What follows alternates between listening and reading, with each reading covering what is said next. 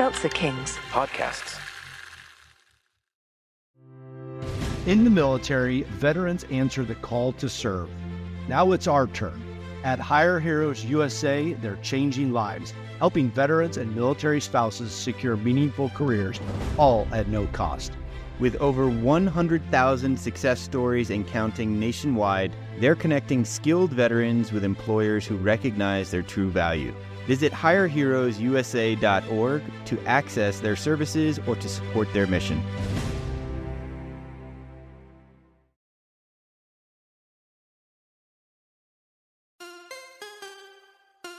What does an 18-year veteran of the tech industry and a 20-year veteran of the military have in common? More than you might think. Welcome, everyone, to the Second Act podcast, leveling up your life's journey.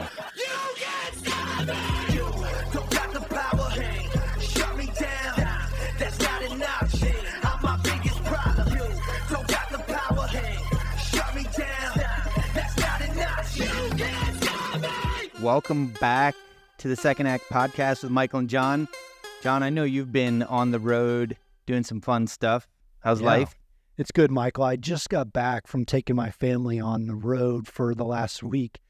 We hit up Yellowstone and Bozeman, Montana, and Big Sky, and then we finished in the Grand Tetons, and then sped back here last night to make it for today's call. But man, reinvigorated because the national parks, it's what a beauty to behold out there. I mean, yeah, it gets packed with people and crowded, but man, there's enough out there for everyone to see and enjoy. So not that this is a promotion to go out and see the national parks, but it was a pretty fun trip, especially with my 8 and 10-year-old boys and my wife next to me in the car. So man, it was a blast. So I'm kind of on a high right now. Not that I'm going to come down off that high, but I'm excited. I'm excited for this week to play out. How about you? Yeah, I just continuing to enjoy the summer. I've spent a little time myself up in the Teton Mountain area, Jackson, Wyoming. It's absolutely gorgeous, and I know every time I come back from spending time out in nature, I feel energized and recentered. So I'm a little envious of your road trip there. I'll have to put it on the list because I haven't been there with the family. It's been with friends in the past, so I have to do that. Well, I'll tell you, the last part of our trip was a Friday night rodeo in Big Sky, and nothing screams more Americana than a rodeo up there in Montana. Yep. Man, it was awesome. Highlight of that portion of the trip, a lot of fun. My boys are like, Dad, I want to be a cowboy now. It's like, well, we got to make some changes if that's going to occur. But yeah. No, I wish we had a picture of you to do some promo of you riding a bull. Is there anything like that we could use? All right, that's too bad. All right, well, one important thing, John, we have another winner. We always like to give a shout out to our weekly giveaway. This one's to Maya. So congrats, Maya. Hey, you'll be getting something Maya. In your inbox very shortly as we pay it forward each week. Yep. And another exciting guest today. Do you want to introduce our guest, John? Man, I'd love to. I'd love to have the honor because today we welcome to the show Kasey Stewart. You know, I'm excited about this show because he hails from Tulsa, Oklahoma, where I was born and raised. But Kasey is the innovative founder of 2 companies, Bad Mouth Candy, an organic, all-natural, low-sugar candy brand, as well as the digital agency he calls StewHouse Media. Kasey's got over 15 years of experience in creative vision and strategy, and his expertise in authentic storytelling can be found through his work with global brands and celebrities that include, these are some big names, Samsung, Adidas, Nokia, Netflix, Zac Efron, Kate Upton, Lily Reinhart, and Patrick Schwarzenegger. So I'm sure people will recognize a lot of those. A couple of them, yeah. Kasey also co-founded the nonprofit Book and a Ball, providing books and sports equipment to orphans worldwide. Cool. In his personal time, Kasey enjoys traveling, where he holds a Guinness World Record for the fastest person to touch all 7 continents. which blows my mind, and outdoor You activities. got to learn more about that. Yeah. Yeah, which keep him all energized. So, man, welcome to the show, Kasey. Welcome, Kasey.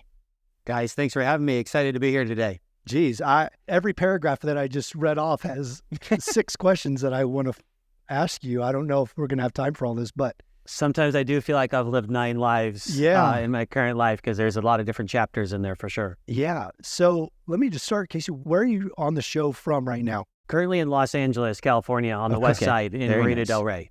Marina del Rey. All right. Well, man, I alluded to it before. You're from Tulsa, Oklahoma. Is that correct? That's right. Yeah, pretty much. I was born in Orange County, but I was 8 years old. My dad had a job transfer and the family moved out, and he picked Tulsa, Oklahoma. Yeah. Really picked it because Victory Christian School was there and wanted the kids to be in a Christian school. Okay. And so we moved to Tulsa, Oklahoma when I was 8 and lived and grew up in Tulsa from about 8 to 25. Wow. Yeah. What brought you back to the coast? Yeah, so obviously grew up in Tulsa, went to Victory Christian School, went to Oral Roberts University, played a year of basketball, went a second year, and then left, and then was just working. Started doing graphic design in Tulsa, started a small little agency doing website design, graphic design, launching Nice. WordPress websites actually. And that was about 3-4 years in, and wanted to move out to the West Coast and get into advertising, get into bigger brand stuff. So I had the graphic design skill and wanted to move out here to the West Coast. And so my cousin used to live in San Clemente because we're from, Orange County area where I was born. And he got a tennis scholarship to Cal Poly San Luis Obispo on the Central Coast. All right. Beautiful area out there. And I think, I hadn't traveled all that much at this time living in Tulsa. And when you think of California and LA at the time, I mean, this was, what is this, like probably 15 years ago now, 16 years ago. You think about Hollywood, LA, and just that. But I flew out and saw him at his university playing tennis in this small town on the Central Coast, which is just 3 hours north where I'm at now. Beautiful rolling hills, wine country, ocean, no traffic.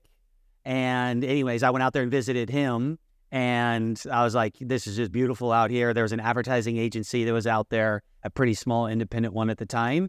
And went out there and visited and never went back. Dude, I completely understand where you're coming from because a little bit different than you. I grew up in Tulsa, Oklahoma, but my first duty station was in San Diego, California. And I remember showing up there and I thought to myself, my parents failed me because I should have been raised on the West Coast in San Diego. This is my home. This is my vibe. This is where I feel like I should be all the time, and so I get that. That's awesome. San Diego's a great vibe as well. I like it down there. Yeah, Kasey, we're both based here in Colorado, and I've heard from a buddy of mine who loves San Luis Obispo. He refers to it as like the Boulder of California. I don't know if it has the same vibe and scenery. He's shown me some pictures, but definitely looks like a pretty cool place to visit. It does, and I've been to Boulder, and I would say definitely very similar. Very active outdoor lifestyle, a lot of trails. And there's just, people like being outdoors there. I mean, obviously there's a surf community there, paddleboarding, water sports, and then just some beautiful countryside out there as well. So, Nice. a lot of similarities. Yeah, I would say, Michael, I'd say the communities are almost exactly the same. Just swap the ocean for the mountains. I mean, it's same vibe. You just wear more clothes out here, Exactly. That's right. And you guys get winter sports That's right. out there. And in San Luis Obispo, you get the nice. winter swell. Yeah. Okay. So winter surf. Yeah. Kasey, you've shared with us sort of like your early journey back and forth between California and Oklahoma and then back. And I'm curious, like we touched on the Guinness Book of Records at the beginning, and that's really piqued my curiosity. What sort of went into touching the 7 continents and like how did that get measured? And like, do you still hold that record? I know it was a record at one point. It'd be awesome to hear a little more about that. For sure, we can jump into it. So I moved out to California, and I had that small advertising agency that was in Tulsa whenever I was out there. When I moved out, I got a job at a big brand advertising agency. And I started pretty much ground level as a junior designer in my early 20s out there in San Luis Obispo, and loved it. Loved the advertising industry. I had pretty much ended up being a 10-year career with them. And that advertising agency in San Luis Obispo was somewhat of a smaller independent one, but it was a really good one. And we ended up getting acquired. And the way the advertising industry works, all of them are pretty much owned by one of the 4 big advertising conglomerate umbrella agencies. There's Publicis Group, Intercom, and they all wrap up all these advertising agencies underneath it. And we got acquired twice whenever I was there. And so our smaller advertising agency became one of the top 10. It was, wrapped up into one of the other ones that was one of the top 10 biggest advertising agencies in the U.S. So I ended up having this really great and fun and incredible career in advertising, working my way up from junior designer to, at the end, I was group creative director and VP of creative over our Samsung North America account, which we started from zero, ended up being $25 million a year in revenue. Whoa. We were shooting commercials for them, broadcast commercials, doing their digital content. So I went from like graphic design, and through this 10-year career was directing commercials, creative, doing all the creative on Very it. cool. 30, 40 people on the team. Really, really fun career that I had there doing this. With that came, though, with over 10 years, I kind of started getting burnt out. It's long hours to grind. I was traveling a lot, New York, Austin, LA, all these different places, and had gotten burnt out. The other thing, too, is I started to become a one-trick pony in advertising. I was really good at directing these commercials, a certain style, what we were doing. And so I felt like my career was starting to get really more narrow into this one specific niche. I had saved up a good amount of money, and I just was starting to get this itch and this stir to do this, sell everything and go travel. Nice. I just felt like I wasn't experienced much out of life. I hadn't traveled all that much. I traveled a little bit. And so anyways, about 10 years after a 10-year career in advertising, decided to do the thing where you sold everything. This was in 2017, I believe. Sold everything and decided to start traveling. No idea how long I was going to travel. And I was going to chase the sun as far as like how it goes, Northern Hemisphere, Southern Hemisphere, and took off traveling. About 6 months into the traveling, I was like, I want a project or something that will push me, something that I can plan, something I'm looking forward to, because everything was just kind of like off the whim of where I was going to go, what I was going to do. And I saw an article pop up that these guys touched 5 continents within 24 hours, which is fairly easier because you can kind of stay up in the Northern Hemisphere if you don't touch South America and Antarctica. So they were able to stay up top. Istanbul is actually a city that is 2 continents on one. Okay. There's Asia and Europe that's there in the same. So there's a way to do it with 5 continents. Like, oh, that's interesting. I touched it 5 continents. I'm traveling and I have like time at this point in my life. And so I started to think, I wonder what the fastest somebody is that's touched all 7 continents. I started looking it up and nobody had set the record yet. Okay. And Guinness had put out that to get the record, you needed to do it faster than 100 hours. Okay. Just like that was the bar that they set, meaning that if you did it over 6 months, that's not really a record that's like worth putting into a book or whatever. So anyways, I reached out to Guinness and got their backing behind it, which required me to wear a GPS tracker to have it on the phone. Okay. So GPS tracker, they required photo or video evidence in each continent. Fair. So a photo or video taken. I had to get a signature of somebody in authority in each continent, which meant a police officer, like somebody in government. So like TSA officials I was able to do. Okay. So a signature from everywhere. And then I started just planning the project and the route. I started, I reversed it in that the hardest part is to get down to Antarctica. Yeah, that's what I figured. And so there's no airport that's down there. You land on the Chilean Air Force Base on a gravel runway, dirt runway. And there's only a couple expedition companies that will do flights down there. So the hardest part was like that last flight getting to Antarctica. So I started planning with them. I actually put together a pitch deck, got it to their CEO, and they sponsored that Antarctica part of just like the flight over, and it include like a week-long expedition cruise whenever we were down there. They sponsored that last part, and then I backed up all the flights, literally using Google Flights, of what was the fastest route I could do, and backed it all the way up to where my starting point was, which was Sydney, Australia. Nice. Wow. Do you have any challengers to this record yet that haven't been able to beat you? The record has since been broken. So we ended up doing it, and we set the record. So initially the project was called 7 in 72, 7 continents in 72 hours. Okay. The route that I had was going to get us there in 69 hours with some time to, a few hours to spare. And, to get the record, they said that all the wheels just had a touchdown on each continent, but we wanted to leave the airport and do a cultural activity in each place. So I had this route that started in Sydney, Australia. We obviously spent some time in Sydney before, but started in Sydney, Australia, I went to Cairo, Egypt. We had a limo that picked us up in the middle of the night, took us over to Burj Al Arab, got out, took some photos, rushed back to the airport, landed in Cairo, Egypt, first thing in the morning in 8-hour rush hour traffic. I had their TSA and kind of government behind it. They were waiting for us with golf carts. We're going through the airport, honking the horns. Everybody's clearing out. Had a taxi waiting for us. It took us to the Citadel, old city on the hill. Saw the pyramids off in the distance. Took some photos, videos. Rushed back. They were holding the plane. We were late actually getting back because we hit really bad traffic. So they were holding the plane. TSA told them to. Like the airlines were behind it. So it was like this rush. It was like a hurry up and wait thing because then once we got on the plane, then you're flying. But we went to Frankfurt, Germany. Got off. Went to downtown and got beer and bratwurst at a local pub. Nice. Their whole pub that was waiting for us when we got there, and our beer and bratwurst were on the table and chugged with the thing. So we did a cultural activity in each place. Went over to Toronto, Canada, ice skating in the ice skating rink because of the middle of winter there. Went down to Santiago, Chile. At this point, we realized we were going to make it to Antarctica, and we couldn't travel with luggage or any check stuff. So we just had these small carry-on bags. So in Santiago, we had the longest layover of 6 hours. And we went shopping for coats and winter stuff because we were going to be in Antarctica soon. Yeah. So we landed. So then from Santiago, you have to go down to the small town of Punta Arenas, Chile. And Punta Arenas is where they take these expedition flights over to Antarctica. When we landed in Punta Arenas, we were on track. Surprisingly, all these flights had lined up because our biggest, risk was a flight getting delayed, canceled too much. And when one domino falls, the rest of it falls. You're done. So that was the risk. So we made it all the way down to the city where the last flight, on time, everything there. And so we get there, meet up at a hotel. You meet in these conference rooms with all the other expedition people are going. Obviously, there's this whole trip that's going of people already there. And we had a few hours where we were going to be able to sleep and then get on this expedition flight. And it's very dependent upon weather is one thing.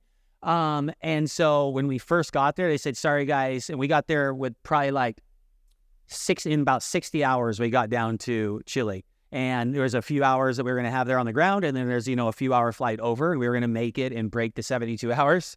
And we first got there, they said there's a slight delay because there's a snowstorm down in Antarctica. Yeah. Yep. Fine. We just needed to beat 100 hours. Just needed to beat 100. Wanted to beat 72. But anywhere between 72 and 100, we still get the record. So we get there. Snowstorm, can't go.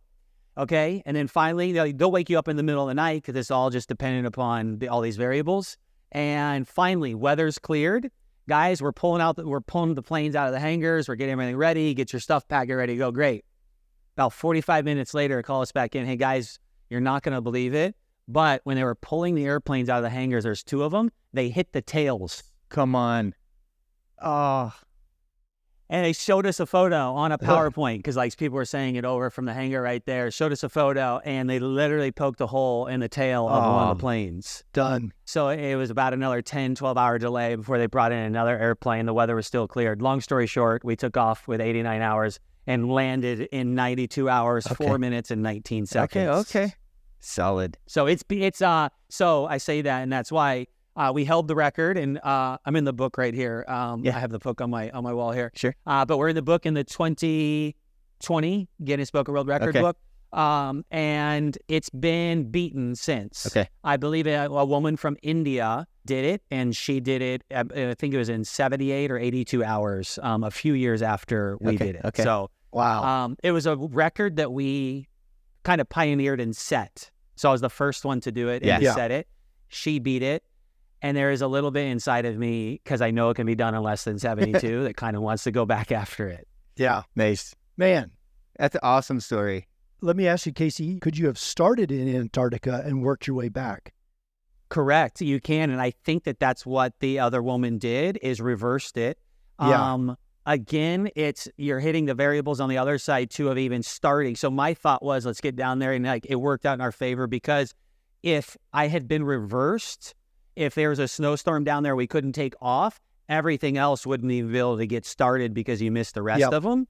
But no, it is a strategy of how to do it, is that you could reverse it and start in Antarctica. Interesting.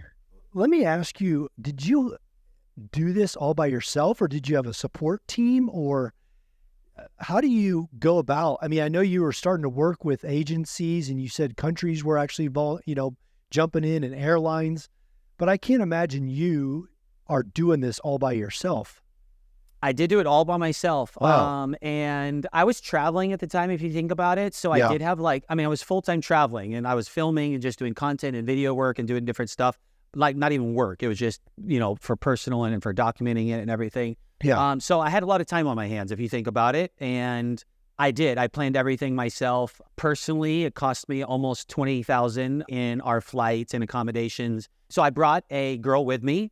Surprisingly, I didn't even know her all that well. We had a lot of mutual friends online. We had connected on social. We were talking. She was traveling full time, and I knew she was very adventurous. She's somebody that had the time at the time to go and do this. And I asked her if she wanted to do it with me. She said, yeah. We had only met one time before in Auckland, New Zealand. Amazing. And she went and did this trip with me. I love that. But I had planned it all right up until I had asked her about a month before. And no, I did everything from obviously booking the flights on Google Flight. I paid for it, like I was saying, about $20,000 in all-in cost. The expedition company had sponsored about $20,000 worth of the expedition costs, because that is about $10,000 per person.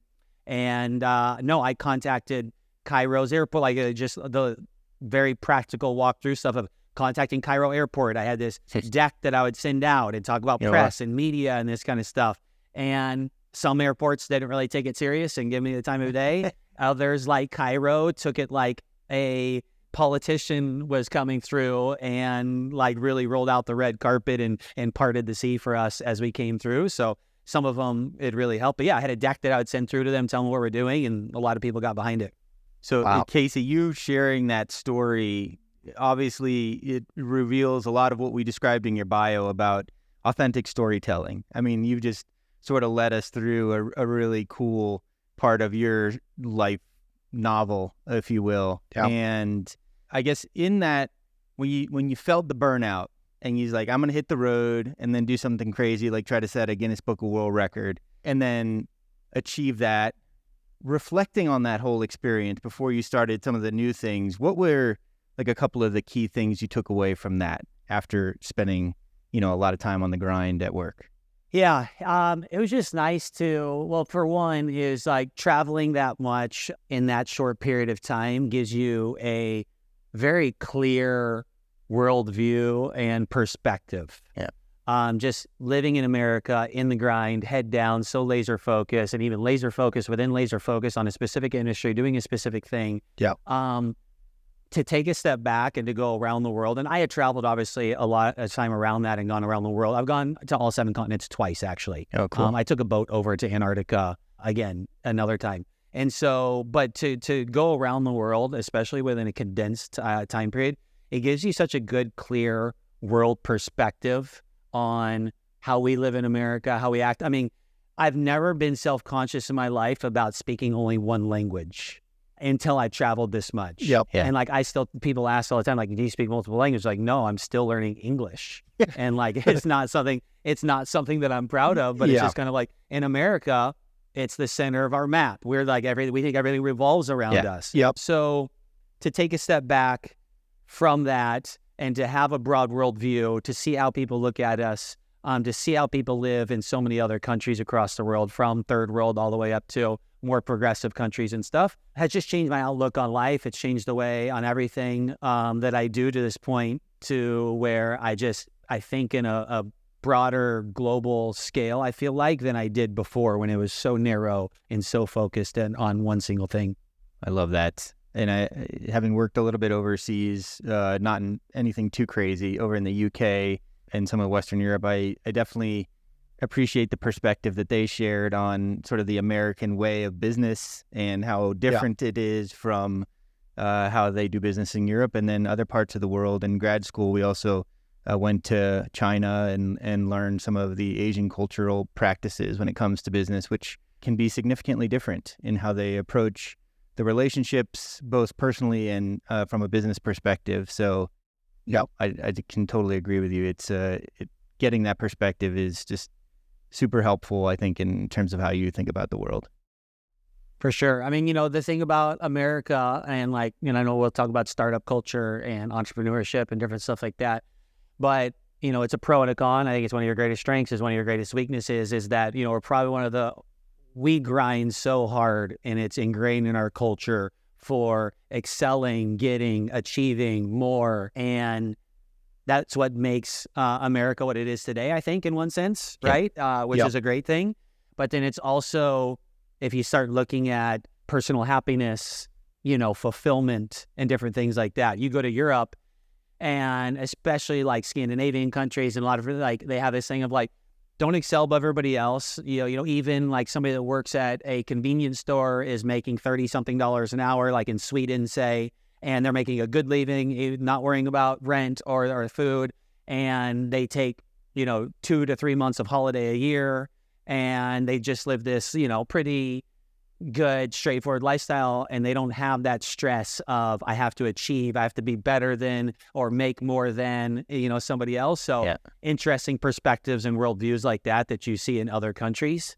Again, I think it's one of the positive things about America, who we are, because it's made us successful and achieve, and there's some greatness that has come out of it. But at the same time, you have to check that at times and step back, take a deep breath. What am I doing this for?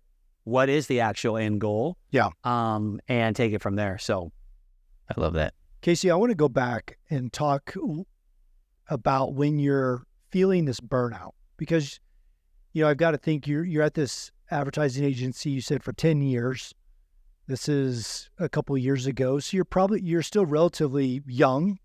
You're still fresh face. And how old are you when you feel this first initial burnout? And were you amongst other peers who felt the same, or were you younger than other people in this growth trajectory? Tell me about that. Definitely a lot of people feeling the burnout, and in different stages of it, I would say. If I ever start feeling, my biggest probably fear would be that when I start feeling complacent and stagnant is when I will really start itching to do something. And I was starting to feel complacent. I was starting to feel stagnant. And it was weird because I was making really good money at the time. Career, it was just one of those things where everything was just kind of laid out for me where I could see it. And it was just like, what am I doing this for, too, was another thing. Am I just going to keep making this salary, just keep doing this, working these long hours for what? Looking forward to the weekend, looking forward to when I retire one day. So, I just started feeling that. And a lot of people around me definitely felt it. And somehow had to change, industries and careers, because advertising is very stressful in and of itself. Our Samsung account that we dealt with was even we always say another level above that. You're dealing with hardware and software. You're dealing in tight timelines. You're dealing on a global, level. So there's all these things that went into this account specifically. And so a lot of people were feeling it at different stages, I would say.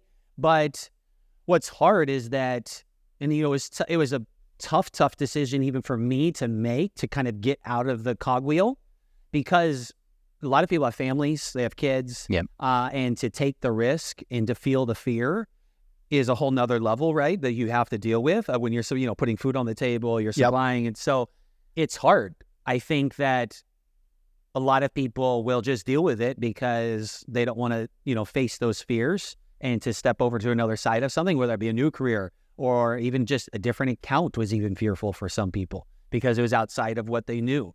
So people dealt with it in different ways, and some people don't deal with it at all. And so, I would say that it was definitely all around me, and people would deal with it in a whole lot of different ways. Yeah.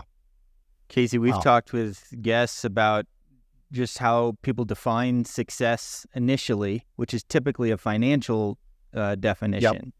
And then how at some point they sort of reflect on wherever they are in life and think about success in different terms, in terms of time, in terms of having experiences with friends and family, and maybe sort of continuing to chase money, which is a sort of an endless pursuit, maybe shouldn't be how we think about success. And coming back to your discussion around different cultures and having a global view, that might be in some ways more American than the rest of the world in terms of how we define success. I mean, it is a common denominator, I would say, across people to be able to think just mathematically, I have, this much wealth and I want to get to this much wealth, and it's in your face all the time. But what some of the things I love about especially European cultures is they really appreciate life, and some of the just having a good meal with friends in a beautiful setting and not thinking about, the nicest watches and cars and planes and lavish vacations and things like that. It's more about that sort of intimate experience. Exactly. And I've thought about this a lot lately because I've obviously been in the pursuit and deep into startup culture and entrepreneurship world here in LA. But it's that some of your greatest times, that you have are those with your closest friends, with your family, doing things that don't cost that much money when you really think about it. So you do need to take a step back. Like my biggest thing is really for people to ask themselves, what do you want? And that's actually a really, really hard thing to define because it's like, of course, everybody would love to own a company and make money. And I have a lot of friends that have exited companies for, a lot of money. So I've been fortunate enough to kind of just see what happens on the other side of it. Not knowing what to do and not having a purpose is one of the most miserable things I think a man can have in his life. Yeah.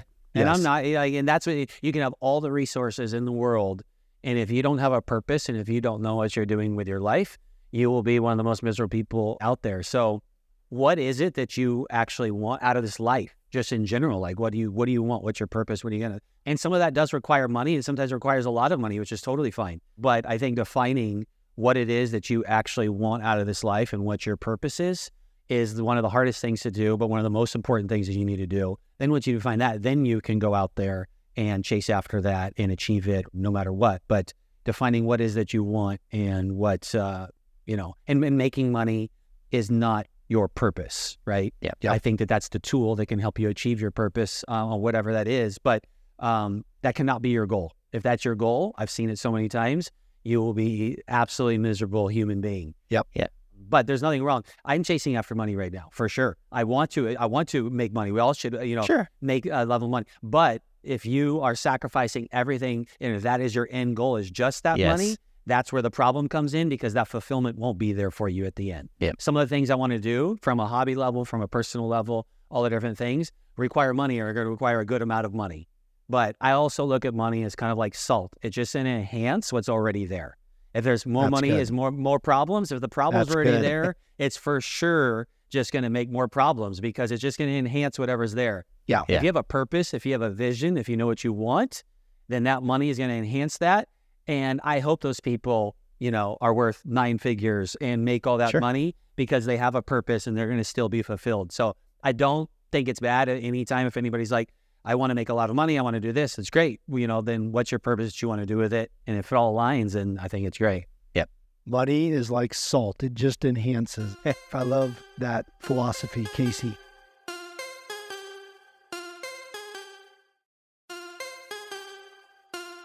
Take us back to when you're feeling burnt out, you start traveling, and then your traveling's kind of winding down.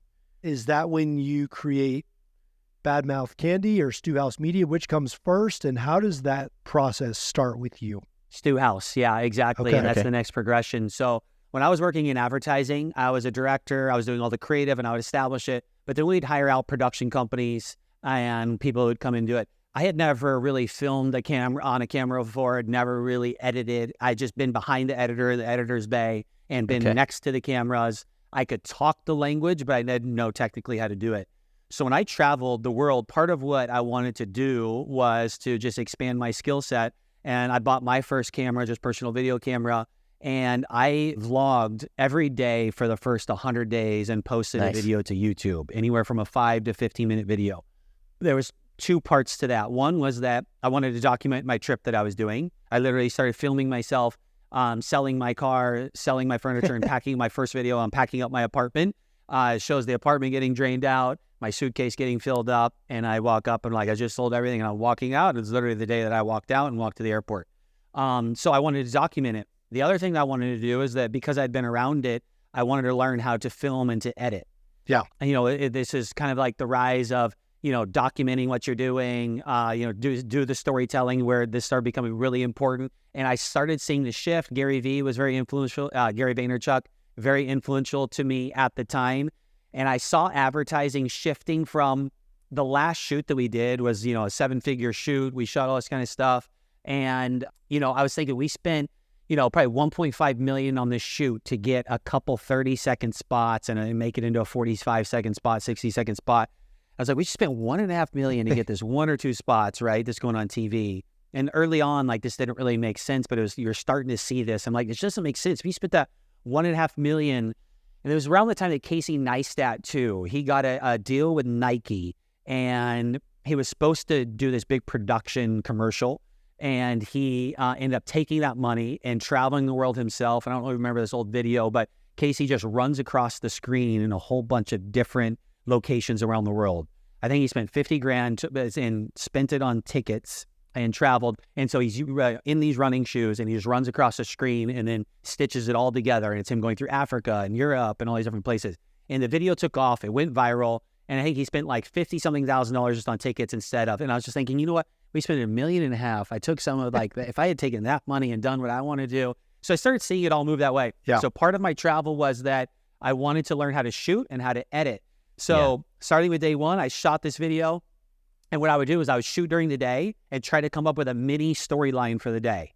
What's a mini story I could tell? That could be going to a location and filming something. It could be a cultural person I want to say, or just personally what I was doing, whatever.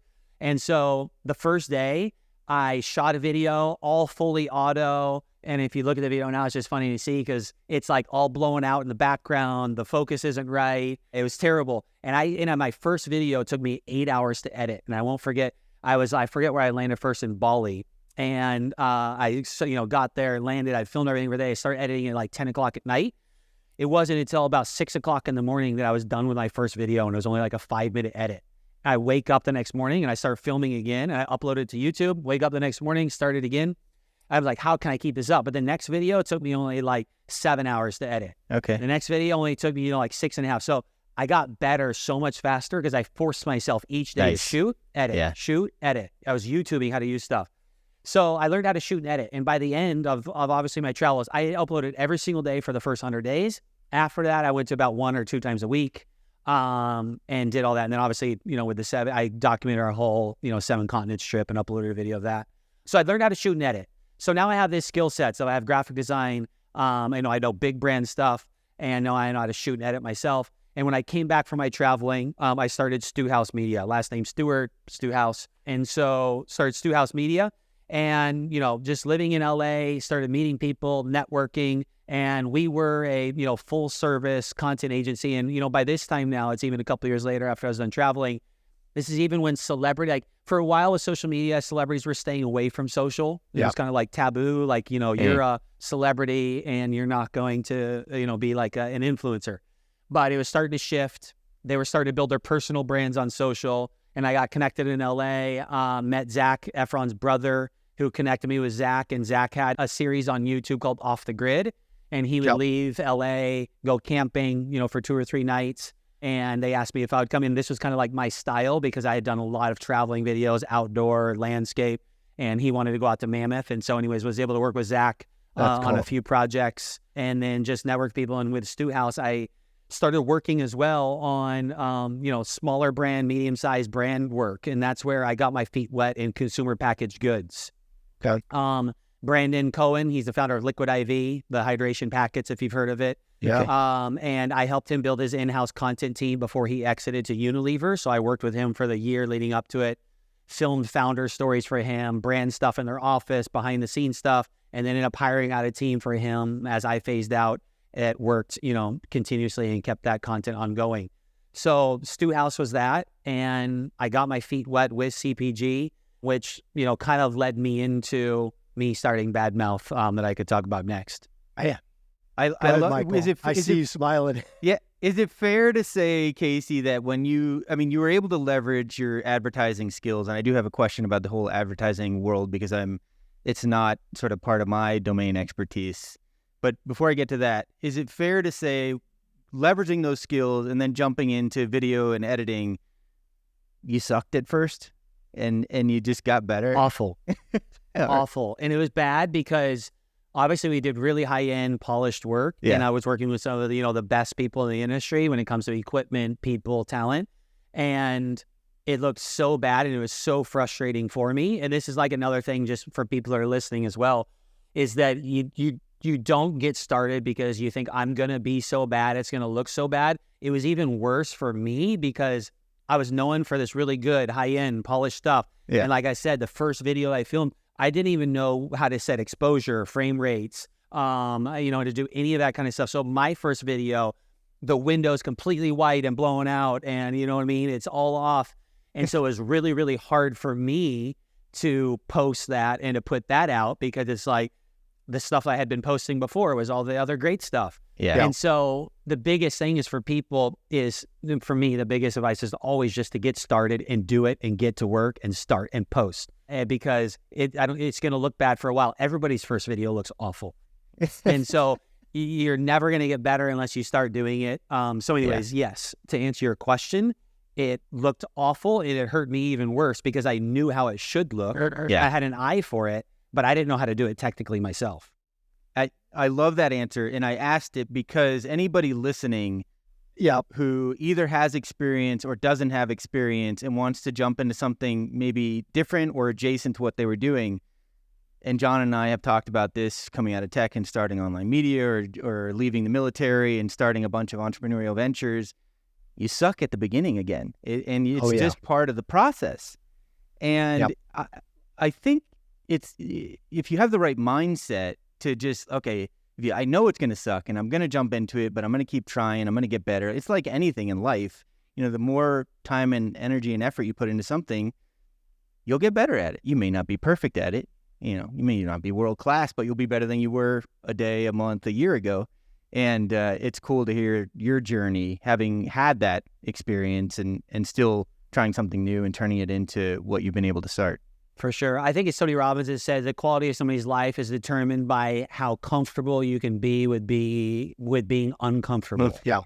And I find that true every single day of of the startup life and what I'm doing. But even back to that, right, of even when I was first filming too, holding a camera up and vlogging and talking was socially awkward. It's awkward. Yeah. Walking through a grocery store, walking through an airport and talking to it, I was uncomfortable, right? Yeah, every single day and and then what I'm doing now, I'm uncomfortable. You have to be able to be comfortable with being uncomfortable. Yep. So the idea of it being, it's not going to look good, I'm not going to look right, all that kind of stuff.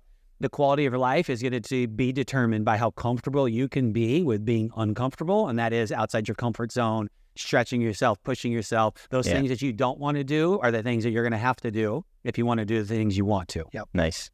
Yeah. And we talk about, Kasey, we talk about being better 1% each and every day. Yeah. And it almost comes up on every episode. But what you were talking about earlier about filming and then it taking you 8 hours to edit, and then you film it again, it taking you 7 hours to edit, and 6 and 5, that is 1% better every day. But not only that is your content's getting better, your comfortability in front of the camera is getting better, your editing's getting better, the location of your shoots are getting better. So that literally is what we talk about on a weekly basis here. So and think about this. This will give it in perspective. So if I had started traveling and thought, you know what, I don't want to film and I'm not going to post these videos because people know me from the high-end stuff and the work, and I don't want to degrade my personal brand because I'm used to high-quality stuff, and I didn't do it.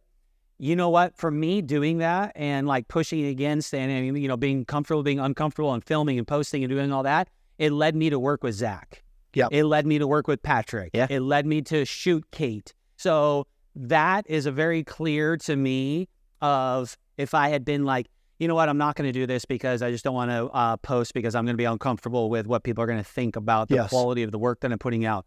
But I put out really shitty work in the beginning, and I actually love looking back at it now because I can see the progress all the way to where I progressed to where I was really good by the end, and I got to be really good at my own editing, really good at my own shooting, and it led me to work with Zach. That was it was incredible for my career and what it did and the doors that it opened and that kind of stuff. But it all came from me deciding to shoot those videos early on in traveling and the awful videos that I first posted. And it was only, I went from traveling, because I traveled for a year and a half, probably 2.5 years. I went from not knowing how to shoot and edit at all to being able to work with him. And that was just because I pushed through of not caring about posting stuff that didn't look good for a long time. Yeah. Wow.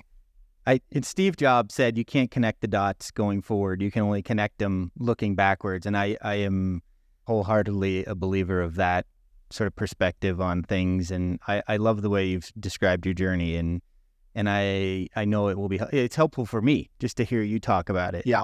And I know it will be helpful to our audience for sure. And Michael started a company earlier on called Start Something You Suck At. Is that right? Do Michael? Something You Suck Do At something is the name of the company, and it sort of came about when I was in a larger company, and there was this group leadership development thing that was going on. The question I asked to the group was, if we never saw each other again, what advice would you leave me with before we left today? And one person said, do something you suck at. And it was just a call to action to just try something new, sort of get yourself in an uncomfortable position. This podcast being one of those things. Yep. And John working together, helping push me to put my voice out there and just talk about my own life, my own experiences. Because people have a natural tendency to be a little afraid of being judged from their peers, from family, friends, especially if it's something a little bit, out of the ordinary. But you just got to do it. And it's been just an amazing experience, the whole thing. And I don't know where it's going to go. I have zero idea, but I love the journey. And that's the best part of it. That's right. I love that. And it goes back to the uncomfortable part. And again, I listened to Tony Robbins a lot in my early 20s, and he said the same thing about being comfortably uncomfortable and to do like exercises of different stuff. And it was in Tulsa, actually, at Woodland Hills Mall, John. I went into the mall. I think he gave this as an example of something you can do. But I went down in a busy Saturday. It sounds crazy now. A busy Saturday. I think Dan Stone was with me. I don't know if you remember that name. But I went down there on a busy Saturday in the mall, and I laid down on my back, literally like this, put my arms down in the middle of the busiest kind of cross section in the mall and laid on my back because it was uncomfortable. Yeah. And socially, if you think about it, right? Some people walked by, they like looked at it. Some people asked if I was okay. So many people reacted in so many different ways, but it was just a pretty simple exercise to try to break the pattern of being, within your comfort zones. And so I think, do something that you suck at, because I think we create walls, we create our own barriers in this comfort world that we live in. And so to do something that you're not good at or something that you're uncomfortable with, I think is a huge step. And you're right. You can't ever connect the dots. I didn't know when I started filming I was going to be able to, and I didn't even know if I had an ambition to come back and film for the people that I did. Yeah. But I think, fortune favors the bold. Yes. Absolutely. Is a good one too. And so I think that when you step out, God, the universe, whatever you believe, I think it comes back to you, to the people that are bold and to the people that step out and to do something. So I think it comes back around. Awesome. I love it. All right, my second question, John, before you jump in, this will be an easy one. This will be an easy one for Kasey. Yeah. I know we're getting a little bit short on time. The second question I had for you was around your advertising experience and whether you're a fan or not of Mad Men. How close to reality is Mad Men to the real advertising world that you worked in? I'm just curious because I do like Mad Men, and it is. And I would say it is fairly close. Now, that was very classic, traditional advertising, of course, for the period and the time it was. Sure. And just different culturally, I think, at the time. Yeah. But still very, very close in a lot of respects. And some of that legacy did carry over into we were obviously digitally focused and a lot of stuff like that. Yep. But as far as how it worked and stuff, there was definitely still some of that lingered in our agency and other agencies and stuff. But I loved Mad Men, and fairly accurate, I would say, actually. Nice. Thanks. Yeah. Okay, so Kasey, take us from advertising to travel to starting your own entrepreneurial endeavors to StewHouse Media, now to what I thought was Suckers, I guess is now Badmouth. Talk. You're making candy. You're Willy Wonka. Tell us about that. You guys are right on. And you followed the progression and the journey exactly right. So I have StewHouse. I'm working with celebrities. I'm working with small, medium-sized businesses. And I just started feeling like I was launching everybody else's brand. I was I saw Liquid IV go through their exit to Unilever, and I helped them do a lot of their marketing. I was helping other people launch brands and products and branding and marketing. So I started seeing and understanding the consumer packaged goods world. And, personally, there's a lot of things I want to do with my life. And scaling a creative agency is difficult in the sense that I would hire videographers, I would hire editors. And with social media now, you're scaling people, right? It's a services-based business. So you're scaling people. And with social media now, I'd hire a good videographer, say he's just out of school or even just out of high school or he's freelance, and pay him a decent salary. Just say I'm paying him, $6, $7, $8 a month. And then you have him for probably like 8 to 12 months before he realizes that he can go do one brand video that takes him a weekend and make that same amount of money. So he goes off and starts his own or freelances and stuff like that. So scaling creative people, I realized was like, okay, I don't want to continue on this path of StewHouse and just scaling creatives because it's just a lot of churn, a lot of turnover. And even in advertising, I think the average shelf life of an employee at an agency is maybe 18 months. Oh, wow. It's kind of it. You bounce around a lot, 18 to 24 months. You bounce around a lot, agencies, different stuff. So I was like, I don't want to scale creative people. And I understand in consumer packaged goods world, I want to launch my own brand, my own product, and put all of my marketing efforts, all my branding, everything that I know. I had all these different pieces from my career now, and I want to launch my own brand. And I just saw a white space in the candy category.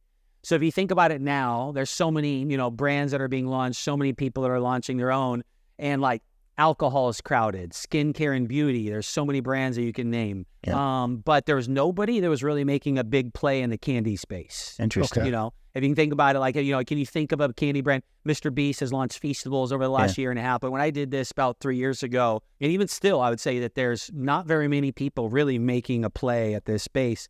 And then there was a company called Smart Sweets that kind of paved the way of these 92% less sugar, no sugar alcohol, healthier alternative to candy.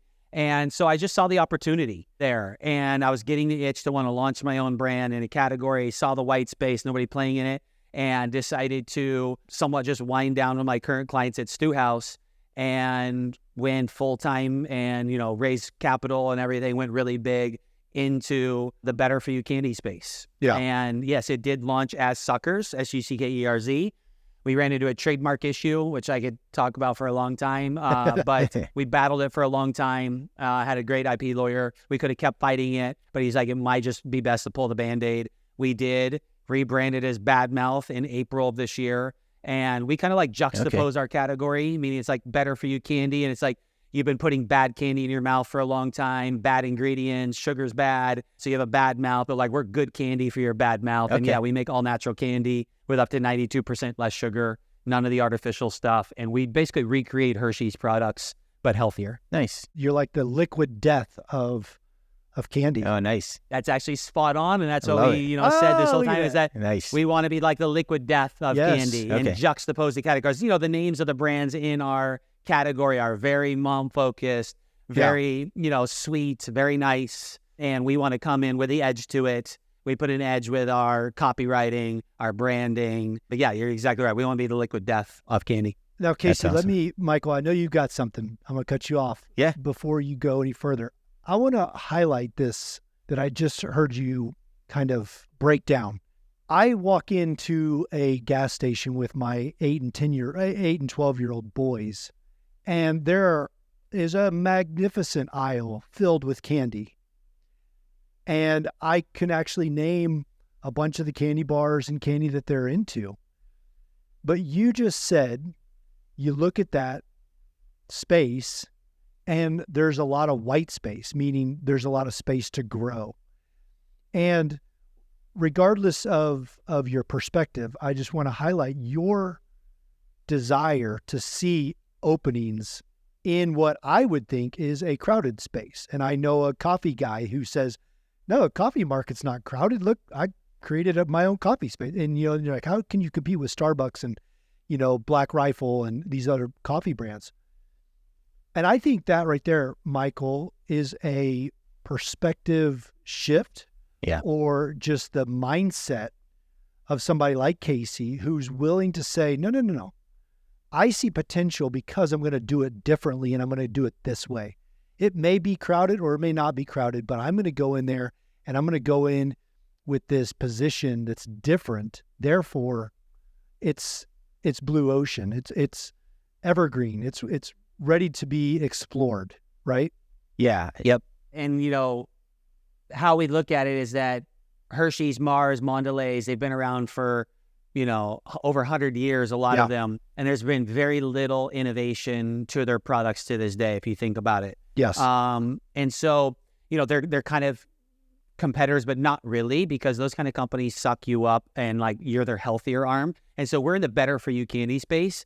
And most people can't name 3 brands that are in the healthier candy space. Yeah. Smart Sweets is the biggest, and most people can't even name the second biggest in the healthier candy space. And so that's where I see like the vision of people are looking for healthier alternatives to everything. Everything's being better for you. Yep. From sodas to chips to everything that you can think of has a healthier alternative now. And there's just very few people that you can name that are doing branding, marketing as well. Because a lot of people can name Smart Sweets, at least out here. Most people can't even name the second biggest better for you candy brand that's out there. And that's where I really see the actual white space of, if most people can't even name the second biggest, and if there was 4 or 5, 6 big players playing in this category, I'd still say that there's a bit of an opportunity, because, there's going to be multiple brands, and there will be in candy at some point, better for you candy, that are playing in the space. But that's how I see it, in that there's a target audience, target demographic that's looking for a healthier alternative. There's some that aren't, and those are going to continue to buy Hershey's, and they're going to continue to buy the full sugar and the cheapest option. But there's a big market out there of people that are looking for the lower sugar, all natural, without all the artificial stuff. And there's just very few people that are actually making product in that space right now. Where do we find your candy?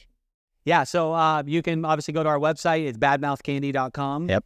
We're on our biggest digital. We don't sell much digital. We're about 80% retail. Okay. But a TikTok shop has taken off for us over the last couple of months. Okay. So we're at Badmouth Candy on TikTok shop. But then retailers, we're in almost all TJ Maxx, all Marshalls, all Home Goods. Okay. That's hit or miss depending on if they have it in stock. We're in a lot of airport locations. So we're in a lot of airports along the East Coast, JFK, LaGuardia, Nice. Washington, but a lot of those. We're in San Francisco's airport. We're in all Live Nation concert venues. Okay. In their concession stand. So they're starting to elevate their experience for their concert goers. Very nice. And they have a healthier snack options at their concessions. So we're there. Mother's Market's out here in Orange County, and just several hundred random independent grocers that have picked us up over the years based off of wholesaler site that we have. So yeah, we're about 3,500 doors right now. Awesome. Listen to these names, Michael. Yeah. Sassy Strawberry, Rowdy Raspberry, Guilty Green Apple, Wacky Watermelon. You look like a Guilty Green Apple guy. Me? I think I don't know. I think I'd try the Sassy Strawberry. Okay. I'm a big strawberry fan, but I'd try them all. These are our newest product that we just launched. It's like a Starburst pizza now later. I'll send you guys some nice. so you can try it. But yeah, it's all natural. It has some fiber in it. Okay. But traditional little chews right here. Love it. Long-lasting chews. Now, Kasey, let's talk about, do you have a team now, or are you are you still an entrepreneur doing this by yourself? All the jobs, yeah. Yeah, I know. It's still doing all the jobs. No, we have about 4 people on team, but the model that I've kind of set up right now, I have a co-founder as well, Tiana. She has a full-time gig that she's doing. So I've been full-time on this for about 2.5, almost 3 years now. Ever since we raised capital, I made sure I shut down everything else with StewHouse. Not shut it down. StewHouse still exists. And really all StewHouse stuff that I was doing, and the resources and the network that I built, I actually just put into a lot of stuff and marketing that we do for Badmouth. But the model that I've done is a lot of fractional agency stuff. So we have a fractional CFO that we have that does all of our books and accounting for us. Fractional, like somebody who runs our Amazon account and agency there. So it's worked out well for us from a model to where we just have every need that I have. Instead of hiring a full-time employee at the point that we're at, we just go fractional with them until we reach a certain level where it makes sense to bring somebody in full-time in-house. Yeah. So we work with a lot of outside agencies for our different services. Very cool. So with that model, Kasey, have you experienced any sort of unexpected challenges, or how help people sort of compare and contrast? If I'm thinking about hiring people for specific roles that are high need for my business, full-time versus sort of on-demand, or renting their services for your purposes for when you need them throughout the year, which isn't, 40 hours a week. Yep, for sure. Pros and cons, obviously, to both, I think. But I would say it's been net beneficial, I think, to go this path. Full-time employees, you're paying benefits. There's, you're obviously taking a risk on them too as well. Are they going to really pan out? You're onboarding. And when you start working with niche service-based businesses, they're specialists in what they do. They're really good. They have history of other clients that they've worked with. So pros and cons, I would say, to both, even just thinking about like an Amazon agency or like a performance marketer that's going to run all your Facebook ads, Meta ads, all that kind of stuff. I think eventually it makes sense when your business makes sense to have somebody in-house that solely focused on your business inside and out. You're meeting with, on a weekly basis, in person together. That makes sense, I think, eventually. But when you are like at our stage, when you're still figuring it out, you're still, testing that to bring somebody on, full time this early on is sometimes a big risk. And is your business ready for it? Is it going to take off? Or as opposed to an agency, if it's not working out or if the performance isn't there, obviously if you're not in a contract, you can cut it off, you can shift and you can be fluid, which has been the best for us because we're still figuring it out. Like candy's a tough business. It's retail. We thought we are going to sell more D2C, quickly shifted, right after launch. We're like, okay, no, it's a retail-based business because we had a performance marketing agency that we were working with. If we had hired, we don't run Facebook or Meta ads right now. It doesn't make sense for us. Candy's like an impulse buy at checkout in retail. Like as much as you love Sour Patch Kids, as much as you love Starburst, I bet you've never ordered them online. Right? It's like if you see them in the store, if you need it, you just throw it in, no matter how good it is. So if I had hired a performance marketer to be on our team internally, then you're firing somebody, you're letting somebody go. It's a career thing. So that's like the positive as opposed to an agency. We just said, well, we're not going to run ads anymore. We're cutting it off. Nice. All right, Kasey. So we have drained out of you a lot of knowledge, a lot of wisdom in your young 40-ish years of life. But we always leave our audience with something from somebody just like yourself who has gone from high-level career, very successful, title, money, everything that you're aiming for, to burnout and let's just get out of here. Let's not look in the rearview mirror. Let's go do something else.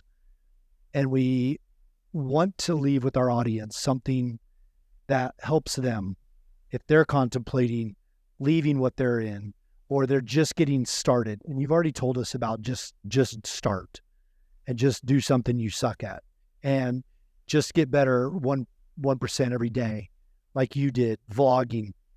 But what's one thing that you haven't mentioned that is kind of the cherry on top for those people that are thinking about the same transition like yourself? For sure. I've thought about this a lot in trying to see like what does make people successful? What is it that's going to make this work? What is it that, make sure I have a magic ingredient that's going to work here? And I've read so much, read so many books, watched so many documentaries, met so many people that have done it, met so many people that have failed.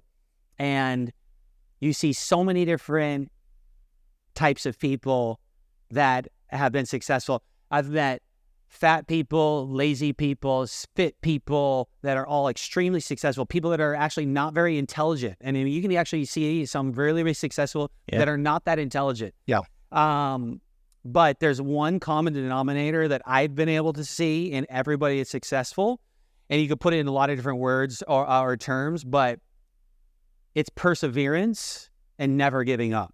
Yeah. And I can't tell it. This has been starting this company in business, Badmouth/Suckers, has been one of the hardest things. Right, and I was prepped. Right, you talk to so many people. It's like it's gonna be hard. It's gonna be hard. I did not know how hard it was going to be, and how many times you do want to say, "Is this even worth it?" And I want to throw in the towel. But how bad do you want it? I think is what comes down to it, and the perseverance and never giving up and figuring it out. If you want it bad enough, and I do feel like there's this barrier that's there that is put there by the universe, by God, by whatever it is that you believe, that there's a barrier. Because if it was, and I always go back to this, if it was easy, everybody would do it. Yeah. Everybody would love to own a company that is doing, 8-9 figures in revenue and then sell it to somebody and then go live that dream life. Everybody would. If it was easy, everybody would do it, and then that wouldn't really exist anymore. But it really is perseverance and never give up. And everybody that I've talked to, like I said earlier, some people wake up early, some people wake up late, some people cold plunge, some people don't. Some people are actually lazy that I know that have done really well. But one thing that is the common denominator is that they all went through many, many times where it seemed like it was going to fail, seemed like it was going to fail, seemed like it wasn't working. And they figured it out. They never gave up. They persevered. And so it really is perseverance is the one thing. And so it does go along with, like, there's kind of like three things I would say is that Like Nike's slogan to me, and Nike is probably my favorite brand that exists out there. Just do it. Yeah. So just get started. Don't wait for a perfect time. Just do it. Never give up, because you never fail unless you give up. And then always keep balance and perspective, like we talked about earlier, because it's very easy, especially living out here in this culture. The west side of LA is like CPG startup mecca. And so it's very easy to get caught up into grinding nonstop, doing this and head down and not pulling your head up and saying, okay, wait, what am I doing this for? Find some balance. Yep. Find your North Star. And that's why I really do think going back to never giving up, asking yourself why you're doing this is one of the most important things, because it's going to get hard and really, really hard. And you always have to go back. But wait, I'm doing this because. And then that is what can help you drive you through that and you get through it. And perseverance is the one common denominator I've found in some of the most successful people that I know. And Nike's new slogan for the Olympics, if you haven't seen it, is winning isn't for everyone. I saw that. It's great. I love it. Which that's baller when you talk about perseverance, because not everybody has perseverance.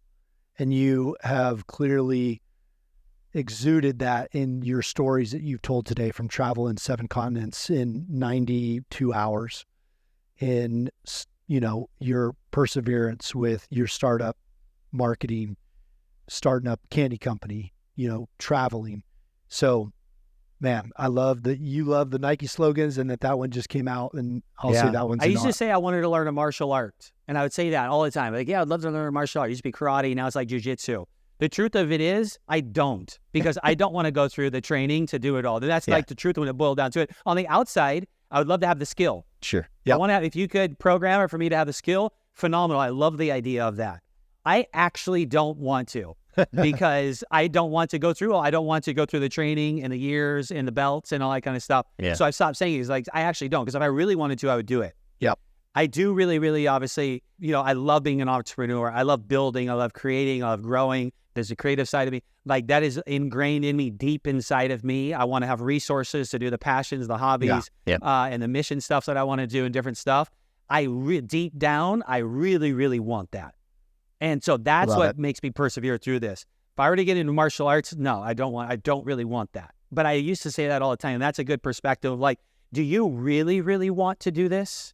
Is a good thing to ask, because it's like, no, you want the end result. Yeah. But what it's going to take to get there is so hard. And so you have to make sure it's deep inside. But like, I can tell you with my core that like, I really, really, really want to do this. And so that's what drives me, and that's my perseverance to help me get to the end. But like, I give it in perspective in my own scenario into martial arts, because I like UFC as well, that I don't want to learn mixed martial arts, because I don't want to go through all the training and do all those other things that I want to do. Yeah. So I stopped saying it. So yeah, it's nice.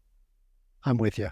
Kasey, what's the best place for our audience to find you or your businesses if they want to explore more about Kasey Stewart and Badmouth Candy and StewHouse Media?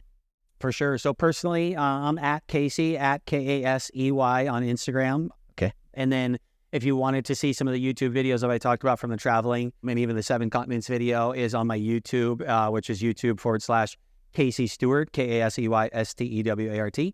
And then for Badmouth, if you want to try some candy, you can go to badmouthcandy.com. We are on TikTok. If you just type in Badmouth Candy, it'll pop up as well. And then, if you're close to a TJ Maxx, Marshalls, Home Goods, some of those retailers, then sometimes they carry stock, sometimes they sell out. It's always a little cycle, but you can find us in stores at a lot of those places. Awesome. Love it. I got to get John in a TikTok video. I don't know how I'm going to do that yet. Maybe we'll be tasting Badmouth Candy. That'll be our first TikTok video, maybe. I don't know. I'll send you guys some for you guys to try. I love it. I love it. Well, Kasey, one, it's great to see you again, man. I know it's been a long time. We'll connect after the show offline, but in super inspirational stories. Yeah. And I love the journey that you have been on. I love the journey that you're on, and I love your passion and your tenacity and your perseverance. So thank you for sharing that with us today. And I think this has been a phenomenal episode. Thank you for coming on and giving us your time. It's been great. I love aviation, by the way. It's kind of my escape. Is airplanes. Let's do it. And so I see, Awesome. and I think I had seen some stuff on social about you and aviation. So I would love to chat with you some more about it. Got to get you a private jet, baby. That's the goal. That's the goal. I actually like backcountry bush planes. Obviously, I want a jet for like travel, but I like backcountry bush planes, Nice. like STOL airplanes, short takeoff and landing. Oh, nice. Yeah, we can do that too. All right. Well, Michael, what do you think, man? Yes. Amazing episode. Yeah. Yeah. Kasey, thank you so much for coming on. This was an awesome discussion. Learned a lot talking to you and gaining some new perspectives on a whole different bunch of areas. So this was fun. Likewise, guys. Thank you so much. I appreciate it. Have a great one, guys. Thank you so much for listening. Michael, see you again next week. And man, keep up the 1% growth. See ya. The Second Act with Michael and John stars Michael Newborn and John Ballinger. The podcast is produced by Seltzer Kings. For more information on the show, check out michaelandjohn.com, or if you'd like to get involved in the conversation, give the guys a shout on their socials at The Second Act with Michael and John on most platforms. Thanks for listening.